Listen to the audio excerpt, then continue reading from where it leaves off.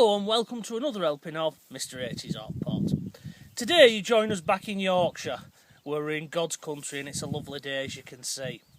Now we've come to a place close to Cupwith Reservoir, which is just off New Way Road in the Kirklees district. And I've come to have a look at what these moors was originally used for pre-1932. And what they was used for was grouse shooting, and the general public wasn't allowed on the moors. It's only until there was the mass trespass on Kinder Scout in Derbyshire, where a lot of people just said, screw this, we're going on there, and gamekeepers couldn't deal with it. As people are now allowed on here, it eventually led to the 2000 Act for the right to roam. Now, we're going to have a little look around this area, because this is a natural ravine, and this is where they would have actually done the grouse shooting, and these are called grouse butts. This little ruin behind me was obviously an hut where they used to come for the tea break or the tiffin, and we wouldn't have been allowed in here. We'd have probably been beaters back in the day, or would have been beaten off, one of the two. So let's take a little look inside it, shall we? We're now stood inside this little shooting lodge. As you can see, it's not very big, it's only about the size of an 8x6 shed. There's a little fireplace in here, because you've got to keep the old blue bloods warm, haven't you, when they're having the little break from the day's events. I doubt there would have been much furniture in here, probably just a few chairs or a couple of benches or something.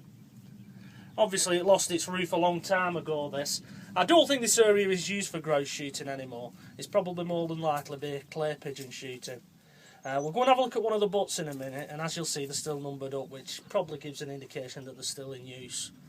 Here's one of the roof supports. You can see that's been solid wood in its day. Now it looks like this has been an addition here. This has been a bit naughty. As you can see these grooves here, that sort of indicates that in its latter stages of use it had an asbestos roof on, a bit similar to the old garages in the 70s. Like I said, I wonder where the stones ended up off here, because it would have been pretty expensive, I should have imagined. It's quite amazing really, the thickness of these walls. It's not just been a quick thing thrown up here.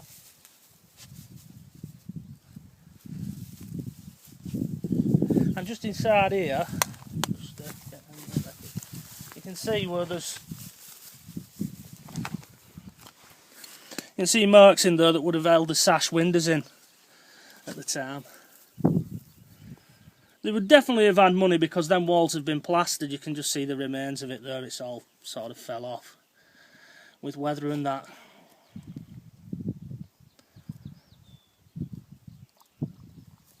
Now, many years ago, before I was born, my dad was a shooting man, but he didn't do this type of shooting. He always poured scorn on this type of shooting, because he said it was too easy, basically. He liked doing what was known as rough shooting, where you went out, you had a dog, usually a Labrador. That's where my love of the Labradors comes from.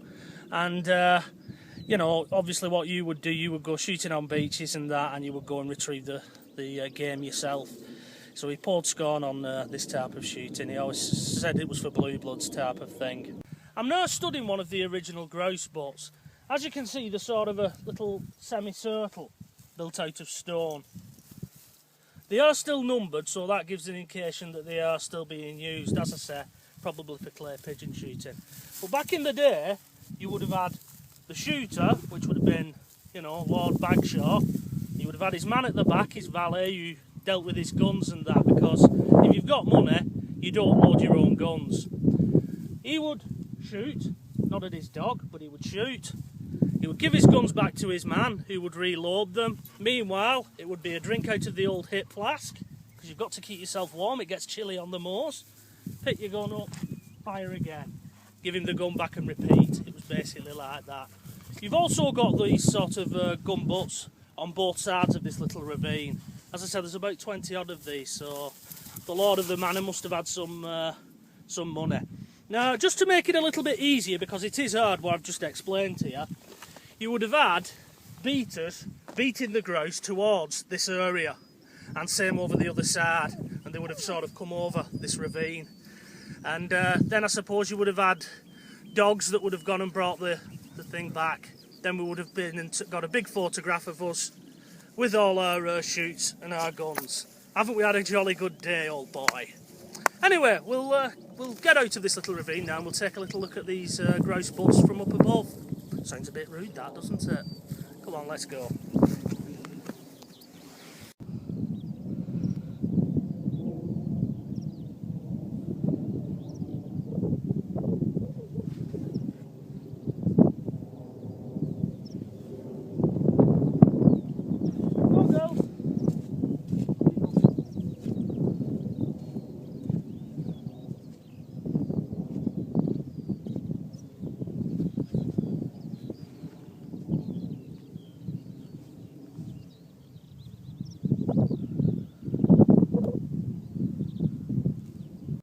We're now making our way to Cupwith Reservoir. We've left the grouse butts behind. We'll just show you the lovely scenery. Over there, in the distance, hopefully the camera will pick it up, is Emily Moor Mast. I think that's the tallest one in Britain.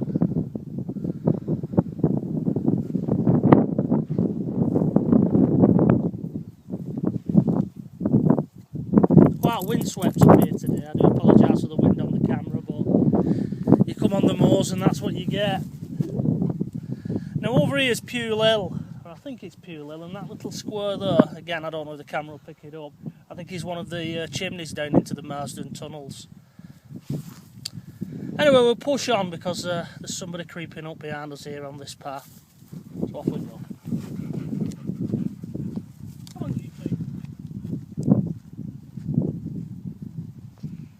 We're now at a crossroads here, as this sign marks. I mean, down that way is Marsden, where we've been a lot.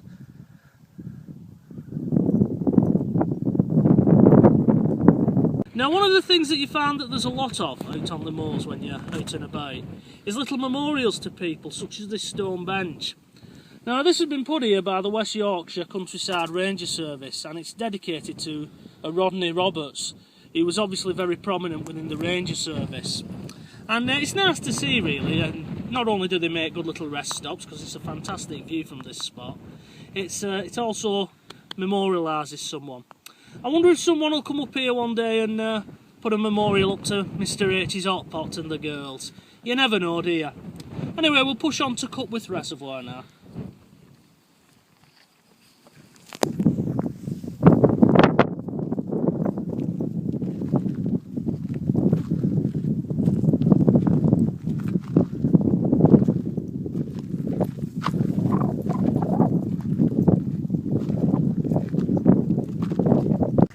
Well, here we are at Cupwith Reservoir.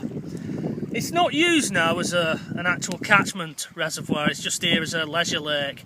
And I believe that a group actually saved it because I think United Utilities were all on for just draining it and filling it in type of thing. There's an actual famous picture of some old lass in the Huddersfield Examiner who waded out in there. You know, braver than me, I wouldn't get in there, it must have been freezing. But this is Lucy's favourite part, as you can see. She enjoys swimming. Just try keeping her out. Anyway, that's been Cupwith Reservoir and the little shooting butts that are not far from here. We're going to get off now. We're going to get back to the car with a wet dog and have a drink. So, until the next time, from myself, from the girls and from Mrs H, bye bye for now.